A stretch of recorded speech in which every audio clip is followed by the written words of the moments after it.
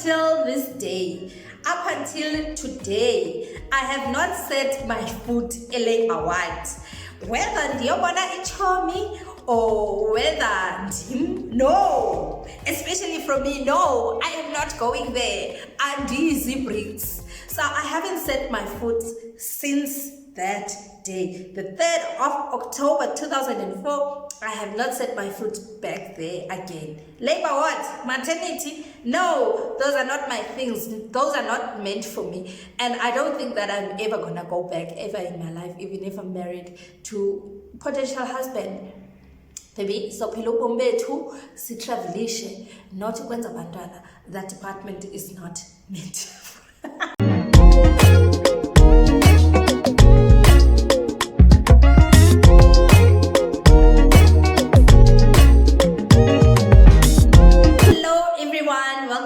My channel, and this is another episode. This is life after giving birth at 14. But before I do anything or say anything, I would like to send a beautiful shout out to these 4 lovely people who always make it first to my videos. And I am not forgetting everyone's support who has always been there since day one. I would like to send a shout out to Uspoka Patule, to Ubukiwe Tofile, Pila Ndlumbini. These people, they always sharing my content and they always make it first on my videos. To Pitology, Pitology, ne? Okay. You guys are amazing. Thank you so much. And to my day ones, guys, thank you so much. And to my new subscribers, I see you guys and welcome to my channel. Okay, let's get it. I gave birth to Ulisa on the 3rd of October 2004 at 4:20 to be precise. I was unconscious for 2 days and then I woke up. What's this place? High.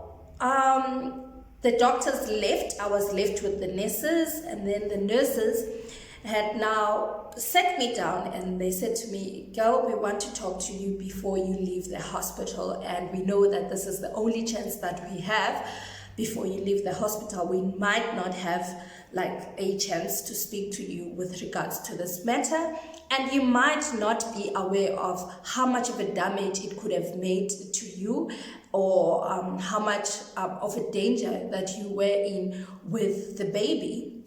I was like, oh my gosh, this is serious. So they sat me down. They were like, in as much as most of the time nurses, they are always annoying and they come across as rude, but trust me guys, it always comes from a good place. They always mean well. They sat me down. They were like, girl, you are beautiful, you are young, and we can see a potential in you. Please do us a favor and do yourself a favor. Don't come back to this place again anytime soon. Just focus on your baby. Just focus on yourself. Are you currently at school? I was like, no, I am not at school. They were like, okay, cool. Are you planning on going back to school anytime soon? I was like, yes, I'm only going back to school next year in Jan. And they were like, okay, what grade were you in? I was like, in grade 8. I'm like, okay, cool. About life, about boys, about sex, how much of a damage it can make, and how much I should focus on myself and just forget about all other things around me. And then, cool, they said, okay, now we're gonna take you to the baby, because I had not seen the baby since the incident of the high blood pressure.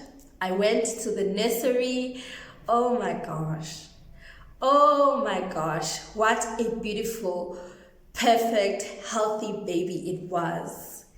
Ulisa was just beautiful. I myself couldn't believe that I gave birth to such a beautiful human being. Up until this day, I still don't.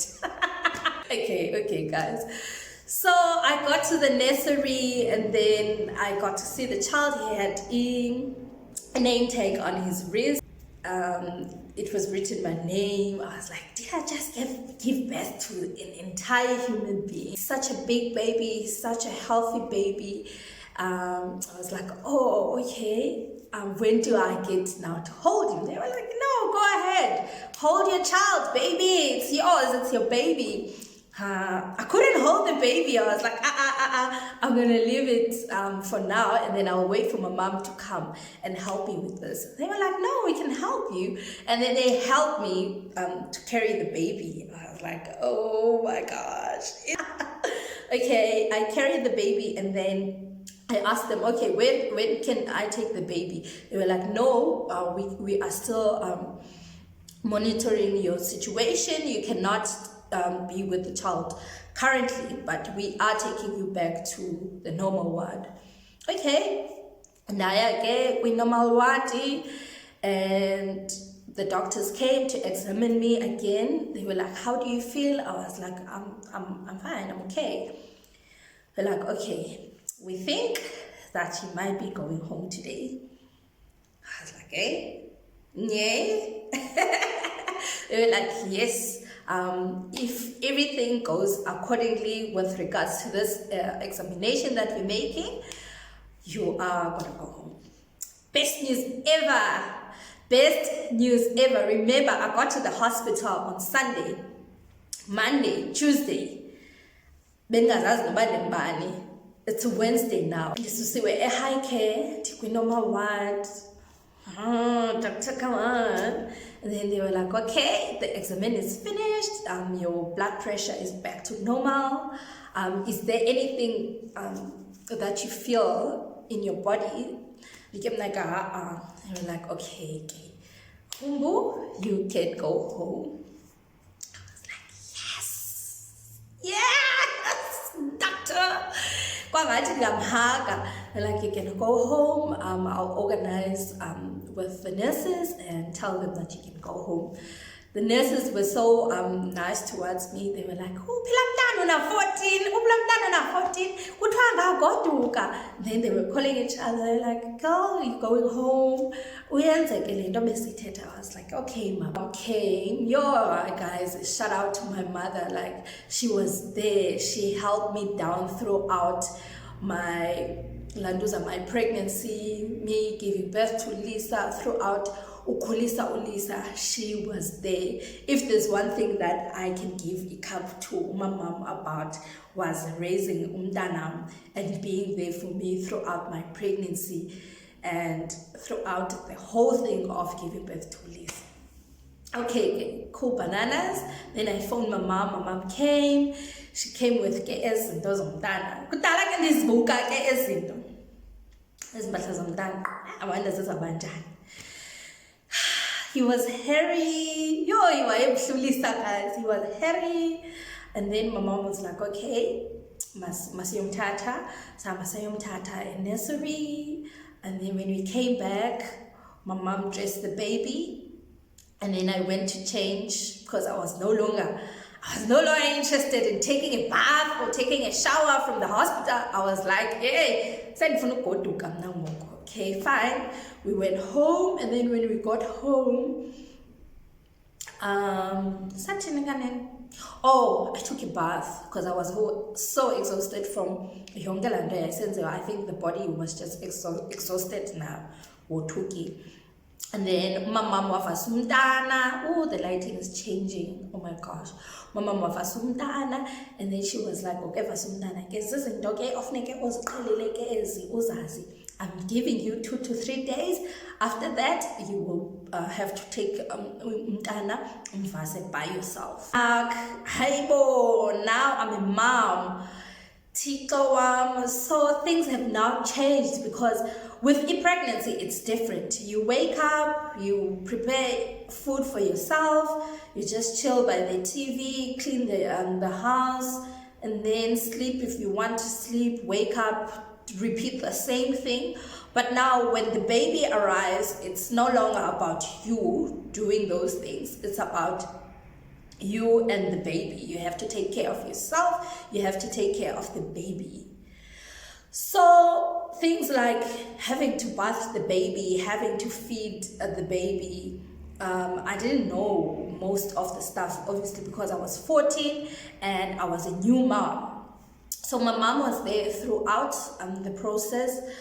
She birthed my child, and then for the first 10 days, I think it was 10 days, we shared a bed, so it was me, the baby, and my mom in the same bed, because guys, I would sleep throughout the night. This one time, this one particular night, I slept, guys, and then I slept on top of the baby. My mom had to wake me up. She was like, Pamene, do you want to kill this child? This child is already here and you want to kill him. I was like, hi, mama. Dilela, and I was waking up like from a beautiful sleep. You know, the sleep, the deep one, but guys, I was like, oh my gosh. You know, mama and Kaola, Dilela, she was like, so I had to wake up in the middle of the night, feed the baby. Guys, the first 2 months into motherhood, it's not an easy one. You have to sacrifice your sleep, my best friend. You have to sacrifice your sleep. You have to sacrifice you have to sacrifice taking a bath all the time. Papa will sacrifice. It's just that it gets overwhelming, and yes, money. Busy, and you end up not having time for yourself. Hence, it's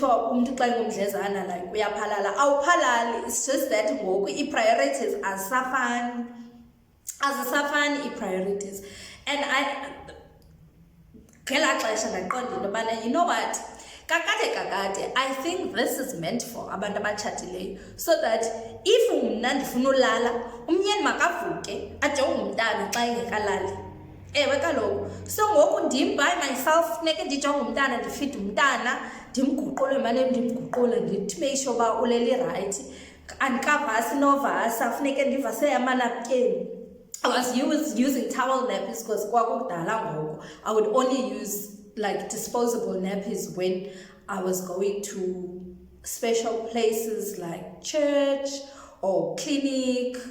What else? Where else did we go, Nulis? That's it. So I had to wake up at like 5, wash the nappies, wash the baby clothes, make sure. At 6 months now, because he was already taking solids at 6 months, and he was taking formula. But before that, he wasn't taking any formula, he wasn't taking any solids. I had to breastfeed my baby. Okay, cool. So after that, make sure about breakfast, feed amanzi and all of that. Before I go to school, make sure about all these have already been done, and then and I had to wake up an hour like earlier than I usually. An hour before than my usual time yovuka, and yes, we summarize Lord. So before esikolweni funeke ndivuke ndivasela amanapukeni waterproof, ndikhame amabele am ezibhotileni zibe yi-4 ibhotile. Iyeva zibe yi-4 ibhotile for umntana makatye throughout the day, because ndizobe ndingekho ndisesikolweni, ndiyayifuna naleyo. Funeke ndithi make sure uba ezibhotile eziyaza yizolo ndisterilizile namhlanje. And what else?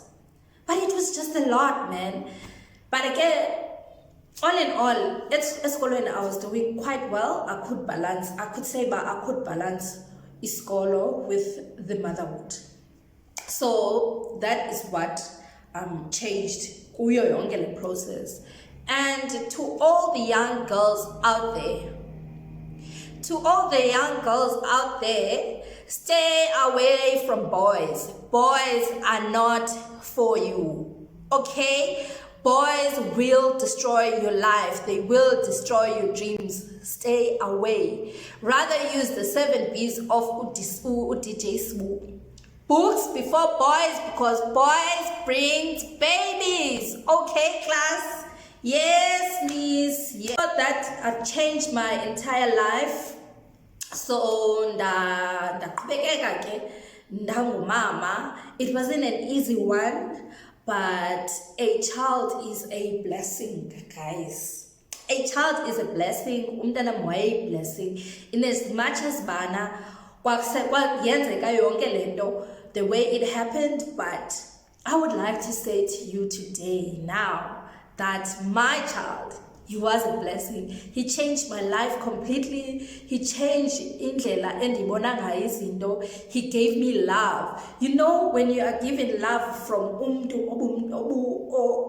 osuka kuwe, it is different, because la mntana ndadla ngomjonga ndiqhuma xa ndimncancisa yho andisedikwe lo mntana athi mama thetha nomntana ndizoqhuba udlelwane. Qhuma hey I understand. Yabona namhlanje indlela esiclose ngayo noLisa, it's out of this world. And wadla ngokuthi umama ndingam-understand athi ncancisa umntana.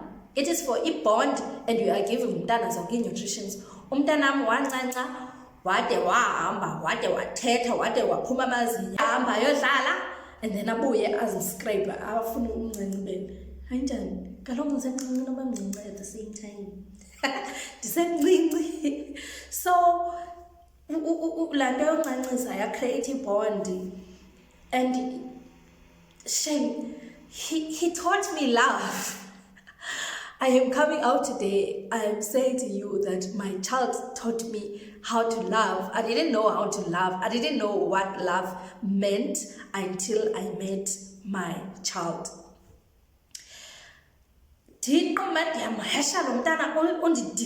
Sometimes akhale nje for like 2 minutes, and then he would come back to me andiphuze andixelele uyandithanda andibhrashe inwele yonke laa nto, and I would feel so bad after pushing him away, and then him having to come back to me and saying all those mushy cute things. I would be like, oh, I'm such a bad mother.